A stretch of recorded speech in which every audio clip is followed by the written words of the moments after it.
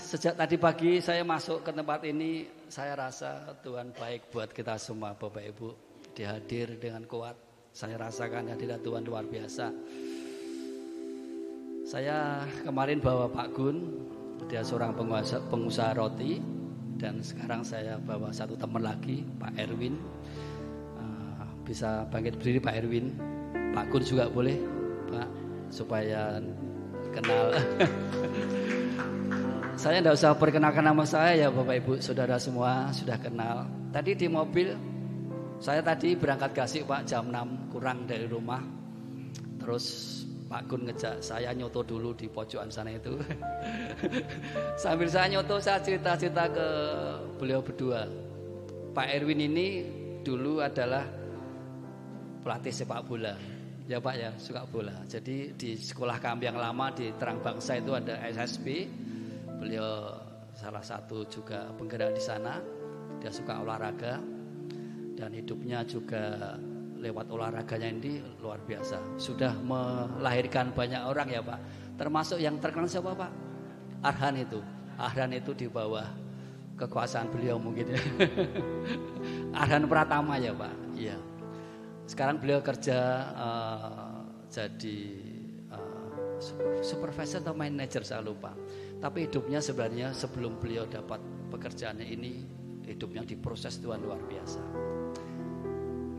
Tidak komplit kalau saya tidak ajak beliau untuk berdiri di sini cerita hidupnya supaya bisa memberkati saudara. Saudara nanti yang mendengar bisa terinspirasi bagaimana Tuhan itu mengatur hidup kita dengan sempurna. Pak Erwin silakan Pak. Shalom. Shalom. Harusnya kita lebih menyala ya. Sebab Tuhan kita itu ajaib. Pastikan bahwa hidup kita itu selalu dipimpin oleh Roh Kudus. Itu pastikan setiap pagi. Karena itu sumber kemenangan kita. Saya 20 tahun bekerja. Awalnya 20 tahun setelah lulus kuliah. 20 tahun. Mengalami pekerjaan yang tidak enak. Saya berdoa, Tuhan ini pekerjaan tidak enak Tuhan. Tuhan bilang tetap baik buat jiwamu. 20 tahun tidak pernah dapat lembur, tapi Tuhan tetap stay situ. Untuk apa Tuhan? Aku kan bisa cari pekerjaan lain. Buat jiwamu bisa diproses. 20 tahun saudara. Waktu yang tidak pendek. 20 tahun diproses. Dan sekarang saya menikmati hasil proses dari Tuhan. Kita harus sadar bahwa Roh Kudus itu Roh Allah yang perkasa. Kalau kita tidak setiap pagi memastikan hidup kita dipimpin oleh Roh, kita akan hidup penuh dengan kekecewaan. Setiap pagi wajib. Setiap pagi Tuhan aku tidak mampu Tuhan. Ya memang tidak mampu secara manusia. Siapa yang manusia yang mampu? Tuhan berikan aku kekuatan untuk menguatkan hatiku, meneguhkan hatiku dipimpin oleh Roh. Karena hanya Roh Tuhan yang mampu melakukan itu. Kita tidak bisa saudara, tidak akan pernah bisa. Setiap pagi 4:30 jam 4 saya bangun Tuhan. Pagi ini sepanjang hari ini aku mau dikuatkan rohku, dimampukan berjalan dipimpin oleh Roh Tuhan. Saudara, Roh Kudus itu tidak ada junior dan senior. Di Bapak Gembala bukan Roh Kudus senior, terus di kita Roh Kudus junior tidak ada. Sama, Roh yang memimpin Abraham, Roh yang memimpin Musa, sama. Tergantung sikap hati kita, respon hati kita. Kita mau dipimpin oleh Roh Kudus atau kita mau dipimpin oleh kedagingan. 20 tahun lewat, saya dapat pekerjaan baru. Nah, yang saya mau saksikan adalah pekerjaan baru. Pada saat wawancara, saya terlepas dari ini ya, dari yang 20 tahun. Dapat pekerjaan baru di wawancara adalah pekerjaan yang menyangkut manajerial.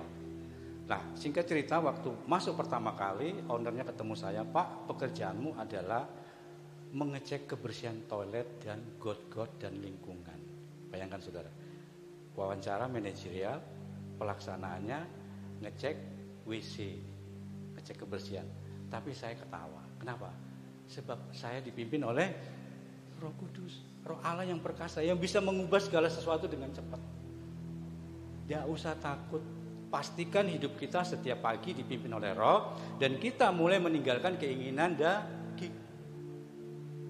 Yang membuat kita berjarak adalah keinginan daging. Singkat cerita 1 bulan, saya disuruh masuk jam 8. Saya kasih ownernya 6:30 saya masuk. Kita anak Tuhan harus memberikan yang terbaik. Ya. Meskipun perusahaan belum memberikan kita terbaik, kita dahulu yang memberi. Karena Tuhan itu memberi. Saya masuk 6:30. Lah bosnya heran toh. Jam 8 bukan manajerial, suruh bersihkan, ngecek WC segala macam, saya lakukan 6:30. Singkat cerita, nanti biar Bapak Pendeta Pak Darsono bisa khotbah seterusnya. Singkat cerita saudara, dalam waktu 2 bulan saya manajer logistik, manajer personalia dan manajer umum. 2 bulan. Kenapa? Roh Tuhan ada di dalam hidup kita dan kita dipimpin oleh Roh Kudus. Itu yang harus setiap pagi kita pastikan, karena itu sumber kemenangan. Tidak peduli mau di WC, tidak peduli mau diselokan, tidak peduli. Kalau Roh Kudus berjalan bersama dengan kita, dia bisa mengubah segala sesuatu. Amin. Terima kasih kesaksian ini, mudah-mudahan bisa menyala kita ya. Setiap pagi menyala bersama dengan Roh Kudus. Amin. Terima kasih. Terima kasih Pak Erwin. Kesaksiannya kurang dawa Pak. Saya mau tambahin sedikit ya. Jadi beliau itu dulu sambil ngajar di SSB itu, beliau itu kerja ikut orang di daerah Citraland itu, Simpang 5. Selama 20 tahun itu gajinya minim banget. Dia dari pagi sampai malam kerjanya, itu kan karena ada di toko gitu. Udah dapat orang lembur, hidupnya susah banget. Kadang pernah tuh sepeda motornya sampai tidak bisa diperbaiki ya Pak. Tidak ada uang. Prosesnya begitu pahit lah. Tapi suatu saat Tuhan itu sudah bilang ke beliau, selesailah, sekolahmu selesai.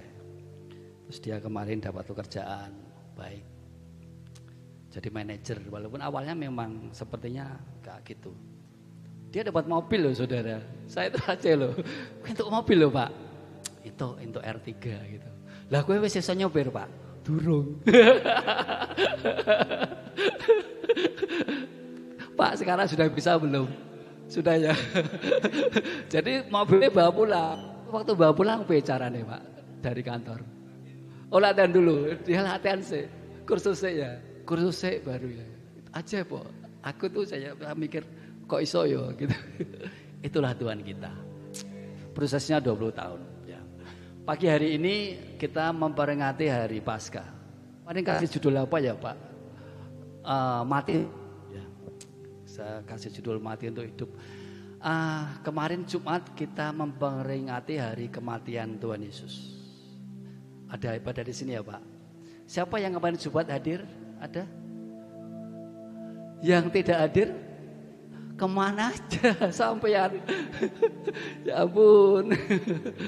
Kenapa tidak hadir? Luar biasa kemarin Jumat ya Pak. Saya kira ya ibadahnya. Saya tidak hadir, tetapi saya ikut ibadah di Semarang.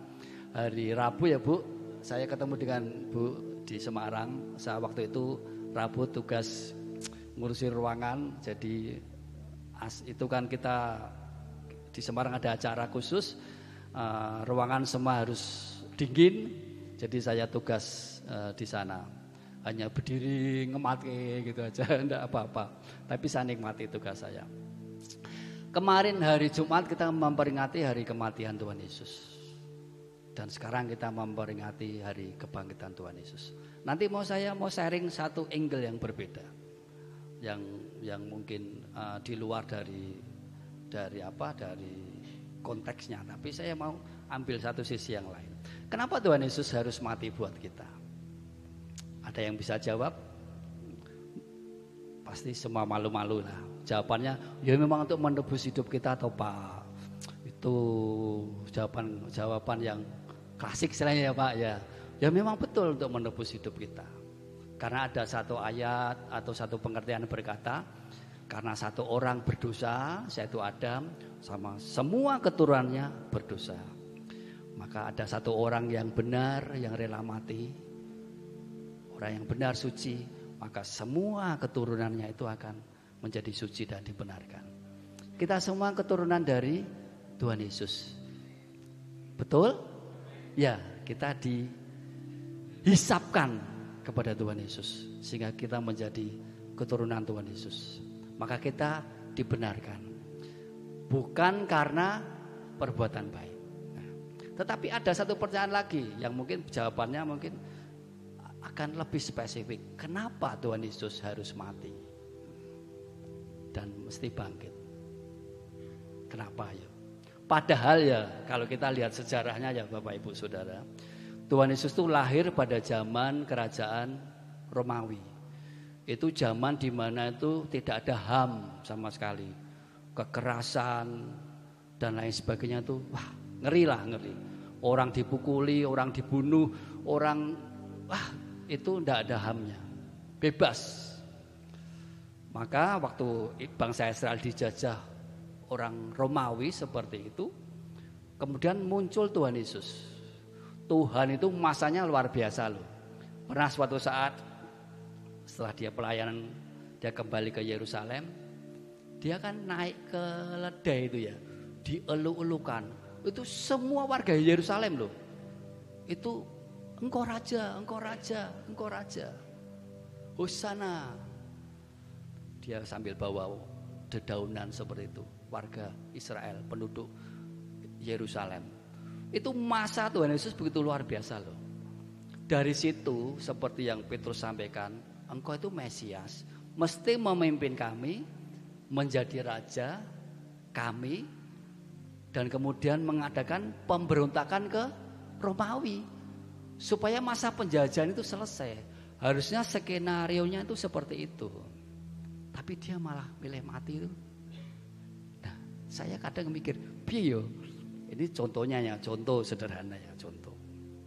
Pak David Tewa ini, masanya kan banyak ini Pak. Ini jemaatnya banyak nih, ya banyak nih. Kemudian di sini ada pemilihan ketua RT, nah wilayah ini. Ini kan semuanya milih Pak David ini. Pak engkau jadi RT aja Pak di tempat ini, milih semua.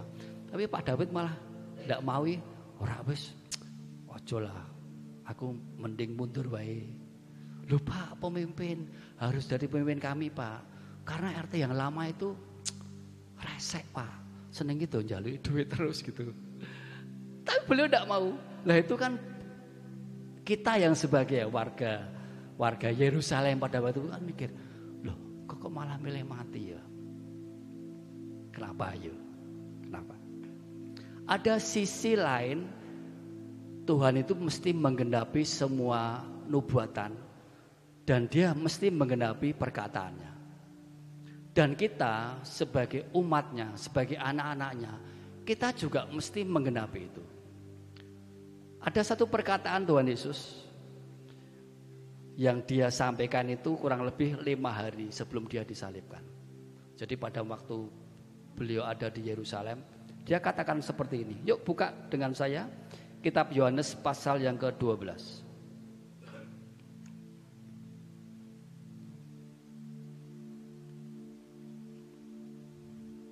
Saya minta nada F. Kitab Yohanes pasal 12 ayat 24. Saya bacakan buat saudara ya. Aku berkata kepadamu, sesungguhnya jikalau biji gandum tidak jatuh ke dalam tanah dan mati, ia tetap satu biji saja. Tetapi jika ia mati, ia akan menghasilkan banyak buah. Tuhan berkata, kalau biji gandum itu tidak mati dan ditanam di bawah tanah, maka dia tidak akan bertumbuh dan berbuah. Kematiannya masuk ke tanah, dia harus mati di sana.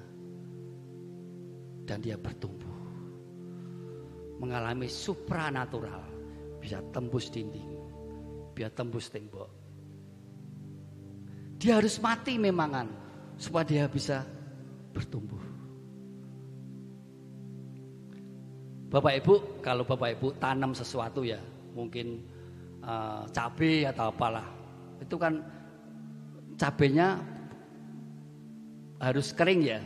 Tidak bisa kita makan lombok itu kemudian kita taruh, itu tidak bisa. Mesti di PP dulu, dikeringkan dulu, baru bijinya yang mati itu kemudian ditanah dan menjadi bertumbuh. Tuhan memang harus seperti itu. Dan kita sebagai anak-anaknya Bapak Ibu, kita memang mesti contoh apa yang Tuhan kerjakan. Seringkali kita mengalami banyak hal. Ada hal-hal yang memang di luar kendali kita. Kita pengen terobosan, kita pengen yang lain. Tetapi seringkali itu tidak berlaku buat hidup kita. Tidak bisa kita kerjakan. Karena hidup kita belum bisa mati. Ada beberapa cerita di Alkitab yang menggambarkan bahwa kehidupan ini begitu sukar. Tetapi lewat kematian seseorang itu dia bisa bertumbuh dan menghasilkan banyak hal. Siapa di sini perlu terobosan Bapak Ibu? Siapa di sini perlu pertolongan Tuhan? Kadang-kadang pertolongan Tuhan itu tidak bisa kita alami karena di sini belum ada penyerahan. Tadi Pak Erwin cerita 20 tahun dia mengalami banyak hal ya Pak. Sok menggerutu enggak Pak? Awalnya menggerutu, lama-lama wis bolah gitu ya Pak. Nyerah saja kepada Tuhan. Mesti seperti itu. Yuk kita belajar kepada satu tokoh ya di Perjanjian Lama ya. Coba ya, nanti saya coba mau sedikit kupas. Perjanjian Lama ada sebuah kisah di Kejadian pasal ke-37.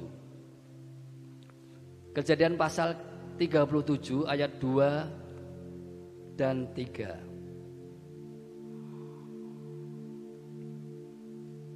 Kejadian 37.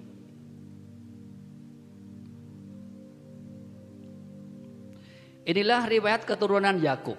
Yusuf tatkala ia berumur 17 tahun, jadi masih muda, biasa mengembalikan kambing domba bersama-sama dengan saudara-saudaranya, anak-anak Bilha dan Silpa, kedua istri ayahnya, dan Yusuf menyampaikan kepada ayahnya kabar tentang kejahatan saudara-saudaranya.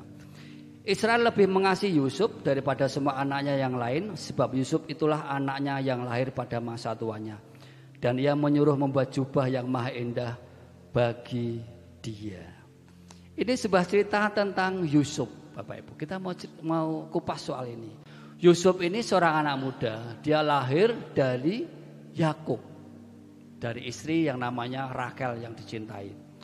Dia ini karena lahir dari masa tuanya, dan dia ini anak kesayangannya karena lahir dari Rachel.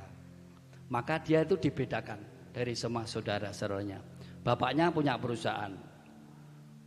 Saya gambarkan bapaknya Yakub punya perusahaan. Perusahaan namanya perusahaan gembala. Apalah gitu.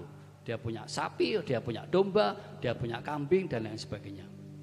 Kemudian Yusuf ini dijadikan oleh bapaknya itu jadi manajernya. Jadi manajer si karyawan, yang menjadi karyawannya itu adalah pegawainya adalah kakak-kakaknya. Yusuf yang masih muda dijadikan manajer. Nah ini mesti ada iri hati, ada apa? Apalagi bapaknya ini memberikan Yusuf ini baju yang berbeda. Saya lihat di sini kan ada beberapa petugas yang bajunya beda ya. Ada yang pakai merah, ada yang pakai biru. Ada yang pakai emas, ini khusus ya Pak, yang emas spesial ya Pak ya. Ini mungkin nanti cocok jadi Yusuf nih Pak. Ini Yusuf dibedakan. Dan Bapak Ibu semua jangan membayangkan Yusuf ini seorang yang jos pada awalnya loh. Karakternya itu tidak baik loh. Pada awalnya dia itu suka apa ya? Wadulan atau apa wadulan? Bahasa Indonesianya. Wadulan, lah wadulan itu apalah bahasa Indonesia apa? Mengadu, ya itu ke bapak nih, beh atau pak atau apalah itu mas nganu ki ngono ki Pak, seneng ki nek kono ki mojok dhewe terus nganu lah, dia suka gitu, wadulan sama bapaknya. Lah saudara-saudara semakin jengkel, iki cah cilik, kemlinti. Wis ireng atau mungkin gitu ya. Enggak sih. Wadulan. Wah, jengkel. Apalagi Yusuf ini kan tukang mimpi. Kakak-kakaknya, saudara-saudaranya jengkel. Dan kalau mereka datang mulai, dalam arti mereka ngumpul, Yusuf datang, kakak-kakaknya akan siap-siap. Wis, wegah gitu. Kadang hidup kita tuh sok seperti itu loh, Bapak Ibu Saudara. Kita ini berteman dengan banyak orang. Kalau kita hadir di sebuah perkumpulan, mereka sudah ngobrol sendiri, kita datang gitu, kita tuh bisa disambut dengan ramah, "Hai friend." Atau ke kita disambut dengan dan tukang gosip, wis, engko nek kita cerita engko tekan dindi wi. Ataupun kita wis rasa-rasa dan tukang utang, wis ayo ngalih-ngalih. Kok apa dia diutangi kok. Dan Yusuf itu kayak gitu loh. Setiap kali kakak-kakaknya ngumpul, dia datang, mereka tidak mau terima loh. Karena ini sok watulan, jengkel lah. Orang yang jengkel ke. Sampai suatu saat, yuk kita buka di Kejadian pasal yang ke-37 ayat 16. Aku mencari saudara-saudaraku, tolonglah katakan kepadaku di mana mereka menggembalakan kambing domba. Jadi Yusuf diperintah oleh bapaknya mencari saudara-saudaranya yang menggembalakan. Pada waktu itu kalau angon itu tidak di samping rumah atau di sebelah rumah, tapi jauh di sana, jauh banget. Lalu kata orang itu, mereka telah berangkat dari sini, sebab telah kudengar mereka berkata, marilah kita pergi ke Dotan. Maka Yusuf menyusul saudara-saudaranya itu dan didapatinya mereka di Dotan. Jadi saudara-saudaranya itu menggembalakan dari rumah bapaknya jauh sampai ke Dotan. Dotan itu kalau kita belajar ya Bapak Ibu, arti Dotan itu dalam bahasa Ibrani itu artinya dunia atau bumi. Atau bisa diartikan tempat yang rendah gitu, Dotan. Nanti Bapak Ibu bisa belajar sendiri ya. Saya bukan guru bahasa Ibrani, tapi saya suka membaca saja.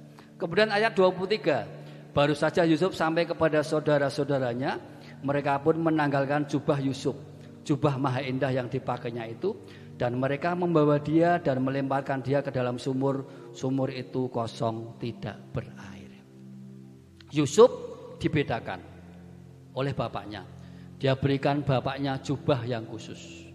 Jubah sebagai tanda kemakmuran, jubah sebagai tanda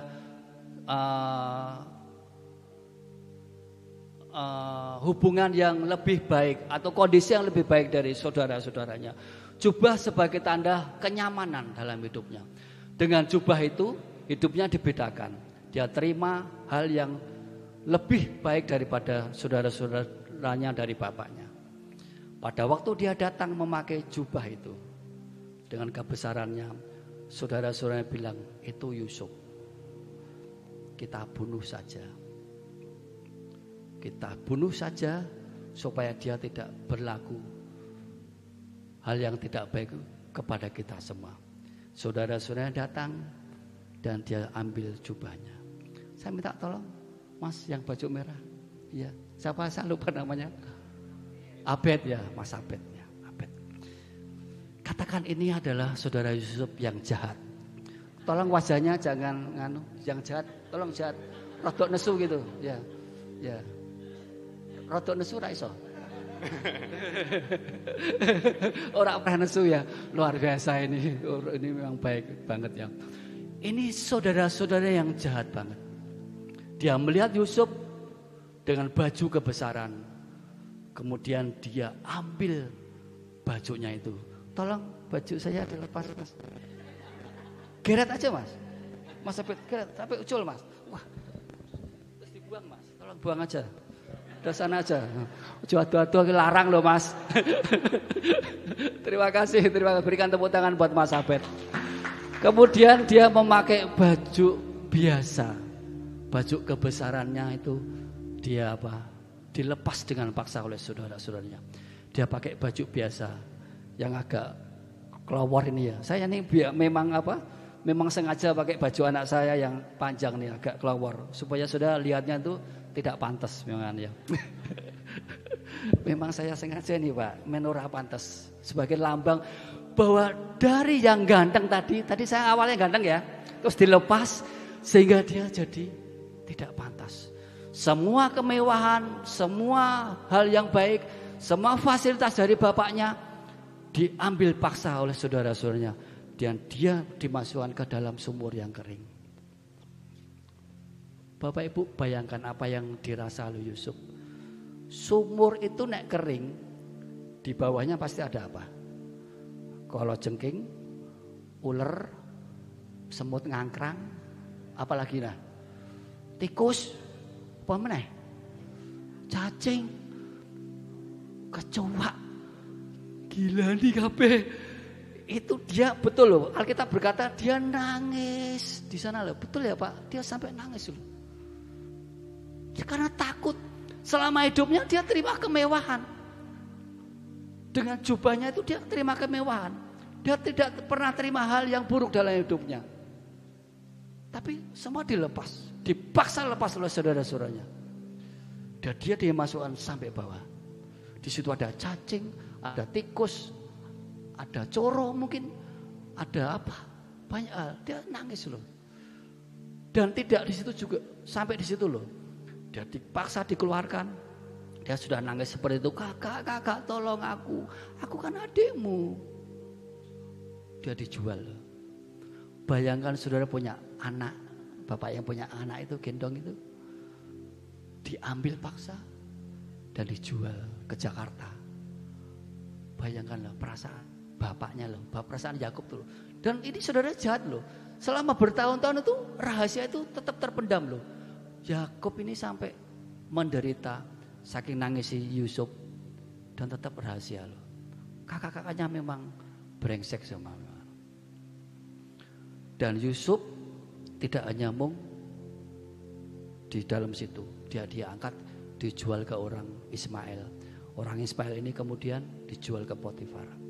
Zaman dulu Bapak Ibu, kalau saudara belajar sejarah, orang dijual jadi budak itu tidak gendep bajunya kayak gini. Zaman dulu tuh dia diudoi tahu ya, ditelanjangi, dipamerkan, badannya bagus atau tidak. Dan Yusuf memang bagus lah, saya kira dia putih bersih kayak artis mungkin lah ya, makanya dia cepet gitu, cepet lakunya dan mahal mungkin harganya. Dia akhirnya bisa jadi pegawai Potifar. Hidupnya mulai baik.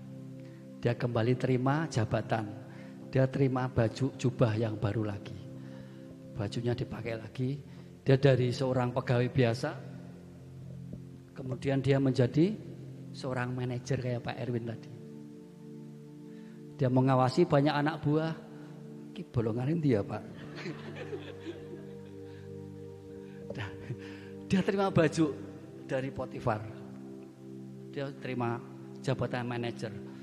Dari biasa dia disuruh-suruh, kemudian dia pekerjaannya dia menjadi nyuruh orang. Men, kai sapi nih roti keimangan, kasih makan dulu. Yanto, itu ngarit sih. Yem, kuis masak urung yem. Lah dia itu pekerjaan setiap hari, ngatur semuanya jadi baik. Dia seorang manajer. Bajunya yang dulu hilang, dipaksa dihabisin, dipaksa dilepas oleh saudara-saudaranya, dia terima kembali dari Potifar. Kedudukannya dinaikkan kembali. Hidupnya nyaman lagi. Hidupnya nyaman. Sampai suatu saat kejadian bahwa ibu saudara, Potifar ini birahi pada Yusuf. Maaf saya pakai kata-kata yang kadang rada kasar supaya saudara bisa dong gitu. Saya maaf banget. Tapi saudara bisa dong. Kenapa saya katakan birahi? Istri Potifar itu mesake loh Bapak Ibu. Potifar itu seorang kasim. Saudara kalau baca kasim, kasim itu adalah orang yang melayani raja Fir'aun. Orang yang dekat dengan raja. Dan Potifar ini seorang bendahara. Kedudukannya tinggi. Nah sekarang adalah menteri keuangan. Nah sekarang kan di negara kita menteri keuangannya Bu Sri Mulyani. Lah, ini Potifar itu kedudukan tinggi. Duitnya juga banyak. Dan orang yang dekat dengan presiden atau raja itu disebut Kasim, itu pasti dikebiri. Dia tidak bisa mengerjakan apa-apa, dia harus dikebiri. Loh Pak, dia kan cowok, melayani raja yang cowok juga, kenapa harus dikebiri? Ya men, orang ganggu selernya raja. Tujuannya gitu. Jadi istri Potifar ini mesake juga, makanya dia birahi dengan Yusuf. Yusuf dirayu, Yusuf kemudian diajak dan lain sebagainya. Itu tidak sehari dua hari loh, berhari-hari loh, terus gitu. Mana tahan? Tidak tahan tuh. Saya aja mungkin ya ora tahan. Ora bisa, tidak mungkin. Apalagi Mas Abed. Tidak bisa ya. Itu sebuah perjuangan yang memang harus, tidak bisa. Sampai suatu saat di hari H, istrinya kemudian melakukan tindakan yang brutal. Yusuf digeret, dimasukkan kamar. Tapi apa yang dikerjakan oleh Yusuf? Dia melepas bajunya. Ya tak? Dia melepas bajunya. Dia melepas sendiri loh. Dia melepas bajunya. Dan dia pasti akan kalkulasi karena Yusuf ini seorang yang pinter. Kalau aku lepas ini, aku lari dari aku, maka pasti semua jabatanku hilang. Semua fasilitas yang aku dapat hilang. Dan pasti aku akan dipenjara. Dan betul, Yusuf lari, dia lepaskan bajunya, dia rela lepaskan semua jabatannya. Dia sudah mikir, wah, dan dia ditangkap, dimasukkan penjara. Zaman dahulu orang ditangkap, dimasukkan penjara, apalagi ini penjara kerajaan, itu habis Bapak Ibu. Memang itu diaret-retok, digendong gitu, masuknya enggak. Pentungi pasti pentungi. Habis itu ditarik, geret, pentungi, mesti ditaleni, dirantai. Bar dirantai, pentungi. Bar dipentungi, pentungi meneh, men ngaku. Nek ra ngaku, pentungi meneh. Bar kuwi gebuki. Bar kuwi gebuki meneh. Habis itu setiap hari itu. Hidupnya jadi kacau. Saya renungkan dia kok punya sikap kayak gitu ya. Sudah enak, tapi dia rela lepaskan. Seperti dia pengen, aku mau mati saja lah. Di penjara pun dia akan bilang, tolong aku. Kalau engkau sudah dipulihkan pekerjaanmu oleh raja, yang 2 orang mimpi itu, tolong ingat aku. Karena aku tuh masuk di dalam tutupan ini tuh tidak melakukan apa kesalahan pun. Tolong aku. Tapi pada waktu dia masuk di sana, di penjara itu, Tuhan melihatnya. Tuhan melihat karakternya. Tuhan melihat pribadinya. Dan kemudian Tuhan angkat. Lewat Fir'aun, jubah yang dia lepaskan itu, dia terima kembali dari Fir'aun. Dia terima jubah kembali. Dia terima fasilitas kembali dari Fir'aun.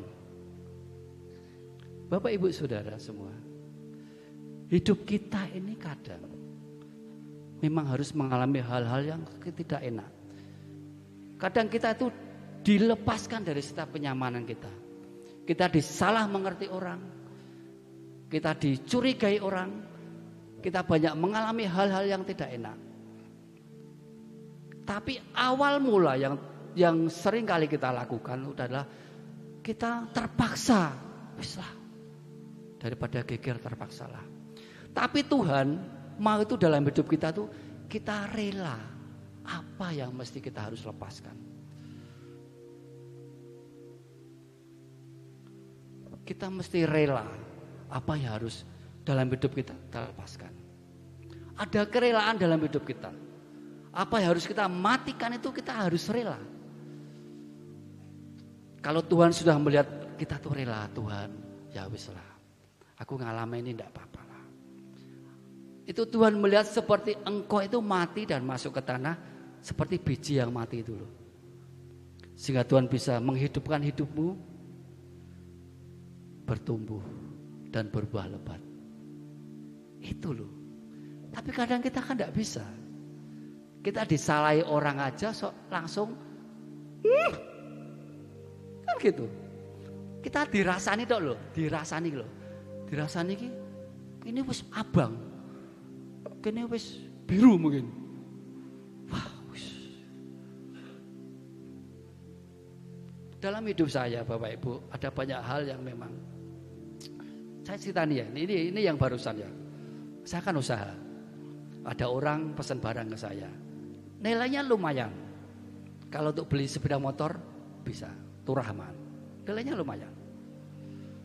Orang itu sudah hampir 1 tahun ini ora ketok. Di telepon tidak bisa, di WA ora dibalas, di parane rumahnya ora ketok, tidak ada. Dan itu tidak mung 1 orang. Saya sampai Tuhan, aku tuh piye to? Kewajibanku sudah tak kerjakan loh Tuhan. Dia pesan barang, tak kirim sesuai spek. Dia sudah pakai, dia sudah dibayar, aku kurang dibayar Tuhan. Dia habis terima keuntungan, aku kurang dibayar. Piye? Sampai suatu saat, satu kan menggerutu terus. Wes taoyak-oyak terus. Sampai saya bilang, pengen bilang ke saudara saya yang memang orang Polda itu, ayo kancane aku yo gitu. Saya sampai mau bilang gitu. Tapi saya enggak udah habis. Saya berdoa. Tidak ada suara dari langit. Tidak ada. Tapi setiap kali saya berdoa, saya ikut ibadah seperti ini.